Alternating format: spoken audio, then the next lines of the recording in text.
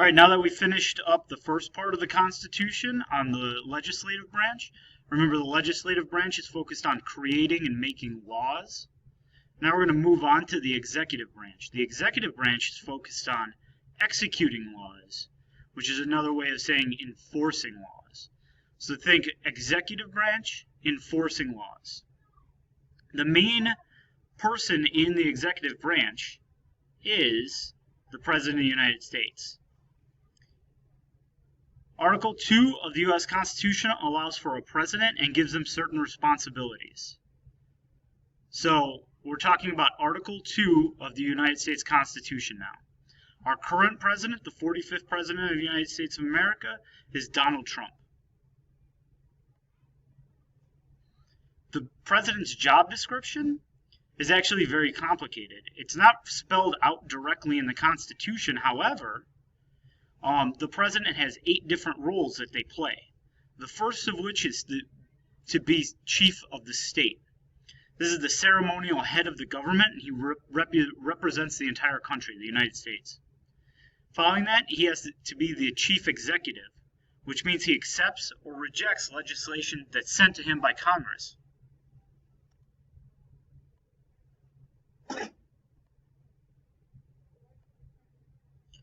Third is he is the chief administrator. That means he's the boss of all federal employees.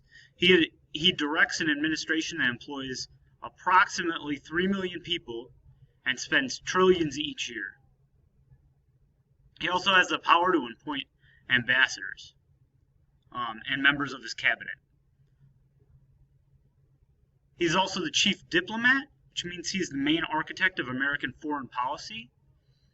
He has something called, the ability to do something called an executive agreement. An executive agreement is like think of it like as a mini treaty between nations. And so the president can give his word, and his word will count as a treaty. That's something called an executive agreement. The fifth role of the President of the United States is to be Commander-in-Chief. It means he's in charge of the entire military. It means millions of people in the armed forces are under his direct control. His sixth role is that of the chief legislature. This means that the president works with Congress. A legislator is somebody who makes a law, writes a law.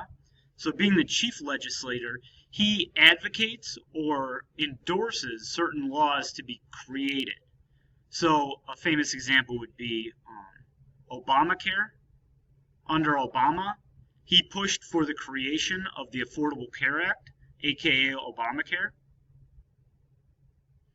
Now, President Obama didn't write that entire piece of legislation, and he didn't write it, and he didn't push for it. He just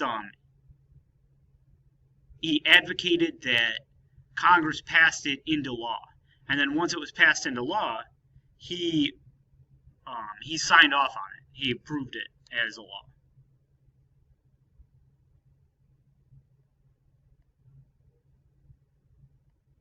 The seventh role of the president is he becomes the chief of the party. It means he is the head of their political party. So President Obama, when he was in office, he was the head of the Democratic Party.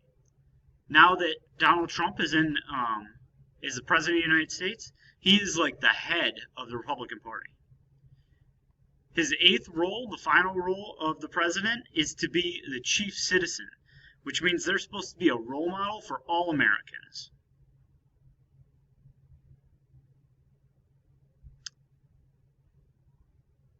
So if you think back to Bill Clinton's impeachment trial, which role did he damage? He damaged the role of the chief citizen. So what does it take to become president? There are actually only 3 qualifications. You need to be a natural-born citizen of the United States. It means you were born here and you are a citizen. You have to have lived in the United States for at least 14 years. That means you can't have been born in the United States and then grew up in, Japan or Europe, and then move here and become president. Okay, so you have to live in the United States for at least 14 years. And then you have to be at least 35 years old. So far, the youngest president we've ever elected was JFK. He was 43. And just a little interesting fact, more than 180,000 people meet these requirements in the United States.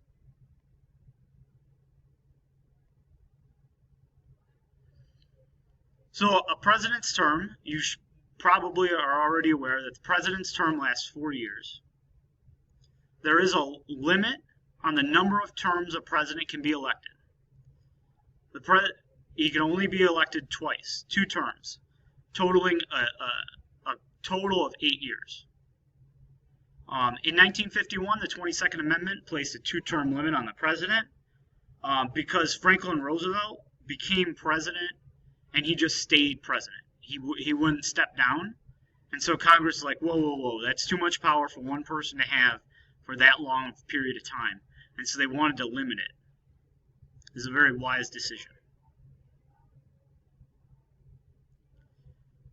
The president gets paid $400,000 a year, but on top of that's just how much he gets written a check for. He gets paid $400,000 a year, but he also gets $100,000 worth of travel expenses, travel account, plus a $50,000 expense account, and another $20,000 to spend on entertainment. Plus, he gets $144,000 a year, every year, until he dies. That's his retirement. So financially, being president's a pretty good gig. The salaries have changed over the years. In 1789, it was $25,000 a year. In 1909, it was $75,000 a year. In 1949, it was $100,000. And then in 69, it jumped to $200,000. And now in 2001, it jumped to $400,000.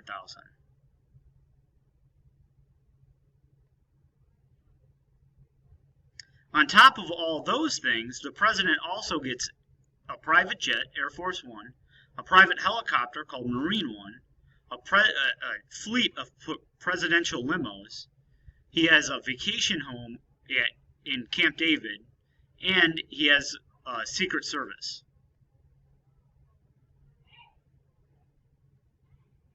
Former presidents get reimbursed for travel, their office, and their staff. They have a lifetime Secret Service protection. In '97, this changed so that former presidents only get protected for 10 years. So Bill Clinton's the last president to have a lifetime Secret Service protection. They also get to make huge fees in public speaking engagements. So our presidents, Donald Trump is not in here, but living presidents, you have Bush Sr., H.W. Bush, George H.W. Bush, you have Barack Obama, Bush Jr., or George W. Bush, Bill Clinton, and Jimmy Carter. So that'll be it for this video. We're going to continue on with the next one.